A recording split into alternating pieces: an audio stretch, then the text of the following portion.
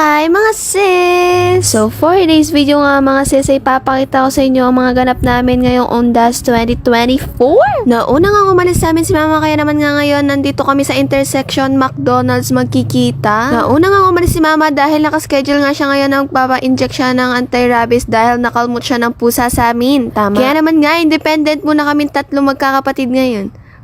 Ay, medyo masaya pa nga ako dyan dahil walang araw habang naglalakad kami. Tama yun. Pinapapasok pa nga kami dyan ni mama para daw kumain kahit burger lang para magalmusal. Pinag-order na nga kami ni mama at ayan, nagchichikahan na sila. Fast forward na nga mga sis, nandito na nga kami sa Florida Blanca at malapit na nga kami sa San Jose.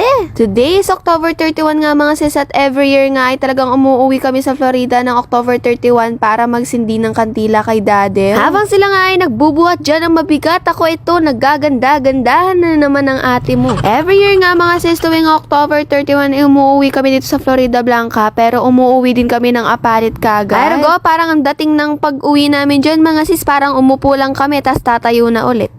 Tama ba yun? Ay, balak pa naman din namin gulatin ulit si mami o kaso bigla siya lumabas sa kwarto. Ay, tuwing uuwi nga kami dito sa Florida Blanca mga sis ay natsyempohan naming manok at sinigang na baboy ang ulam namin pero ngayon for the first time in forever adobo naman. Chari! Ay, may nakita pa nga akong pusa karimame. Ang cute-cute niya, super puti. Ay, hindi pwedeng hindi ko lalaruin to.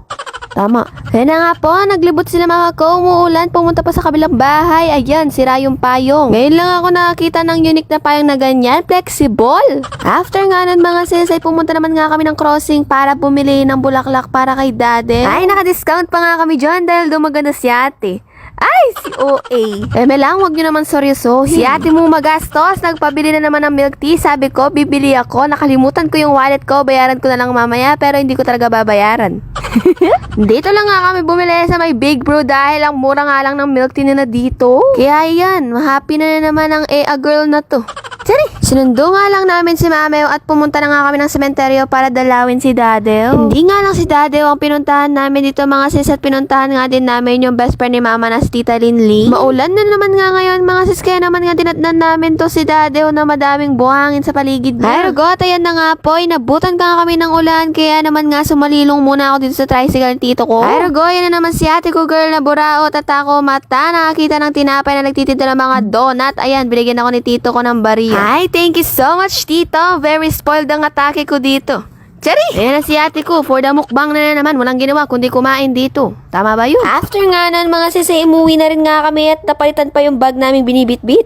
Ay, magic. O ayan, baka sabihin nyo ako lagi yung bumibili ng pagkain, magastos. Ayan din sila ate ko nakakita ng cinnamon roll. Sino ba namang hindi mabubudol? Tingnan mo, overload sa toppings. Ay, sarap. Nagugutom na nga dyan sila ate, pero di nila alam kung paano nila kakainin. Walang kutsara. At ayan na nga, finally mga sisi, nakasakay na nga kami ng minibus at pauwi na nga kami ng Apali. Kinabukasan naman nga mga sisi, November 1 at pupuntahan naman nga namin ngayon sila tatay, tito sa father side. Ay, rugo, bago ka nga kami makapunta sa pupuntahan namin ay ang dami naming dinaan ng obstacle. Dito na nga kami sa loob ng sementeryo mga sis at malapit na nga kami karitata. Naabutan nga namin dito sila Ate Bel at Kuya Bas mga sis at nagstay lang nga kami saglit dito at nagsindi ng kandila at pagkatapos naman nga nun ay dumiretso naman nga kami ng Blue Madonna. Ay, rugo, hindi naman nga namin in-expect na matatraffic nga kami dito as in masastuck kami sa gitna. Ay, rugo, as in hindi kami makagalaw at nagkagulo nga dyan mga sis dahil nga kasalubungan yung papasok at mga palabas. Finally nga mga sisig nakalabas na nga kami pero hanggang daan pa rin pala ay medyo masikip pa rin. Ay rugoti, nagaktak kung pawas keto. Very malagkit, very maasim mga taki kunit. Ay, sobrang sikip nga kanina mga sisig nawawala nga kami ni mama. Nahiwalay kami kay Ate CJ. O ngayon, finding Ninwo naman ang atake namin. Tama. Dito naman nga mga sisig pupunta naman nga namin dito ang mga tito namin at mga tatay ng tata ng lolo. O tama, yun na yun. Kasama naman nga namin ngayon si tita namin para magsindi ng kandila dun sa mga lolo namin at ninong ko. Ay, rugo, si ate kong isip bata, ninakaw pa yung laruan ng bata. Sorry! Ay, pinapangaya ko pa sa nanay ko. Tama. Ay, dito ko na nga tatapusin ang ating video for today. Bye!